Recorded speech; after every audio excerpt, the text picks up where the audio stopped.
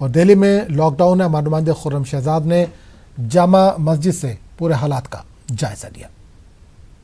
जामा मस्जिद इलाके में हूँ। दिल्ली को पूरी तरह से लॉकडाउन कर दिया गया है। तमाम सरहदें यहाँ पर सील कर दी गई हैं। जामा मस्जिद के इलाके की सब ये तस्वीरें हैं।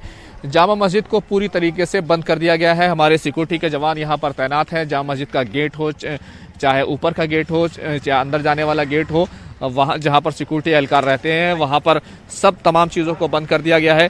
इसके अलावा आप अगर देखेंगे कि यहाँ पर ये जो पूरा इलाका है, आपको हर दुकान यहाँ पर बंद दिखाई देगी, लेकिन यहाँ पर काफ़ी लोग घूमते फिरते ज़रूर दिखाई दे रहे हैं। सिक्योरिटी के जवान भी अपनी जगह मुस्तैद हैं।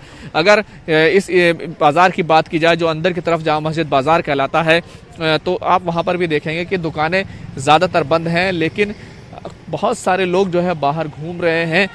ये भी एक बड़ी बात है। हालांकि कल जिस तरह की तस्वीरें दिखाई दी थी उसमें इतने ज़्यादा लोग तो बाहर निकलते हुए दिखाई नहीं दे रहे थे।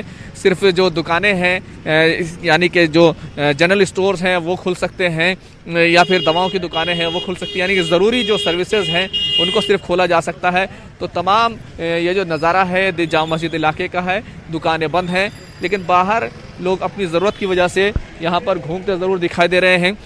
और कई इलाकों में जो पूरी तरह से सन्नाटा दिखाई दे रहा है, उस तरह का सन्नाटा इस इलाके में कम से कम यहाँ पर दिखाई नहीं दे रहा है। तो ये चीज़ बताती है कि किस तरीके का लॉकडाउन दिल्ली में है। तमाम चीज़ें, तमाम दुकानें बंद हैं, तमाम सर्विसेज बंद हैं। तो देखना ये होगा कि आगे आने वाले वक्त में कोरोना वायरस का खतरा कितना कम होता है और दिल्ली के लोग किस तरीके से इसकी लड़ाई लड़ते हैं। कैमरामैन जगदीश गौतम के साथ खुर्रम शहजाद, न्यूज़ 18 दिल्ली।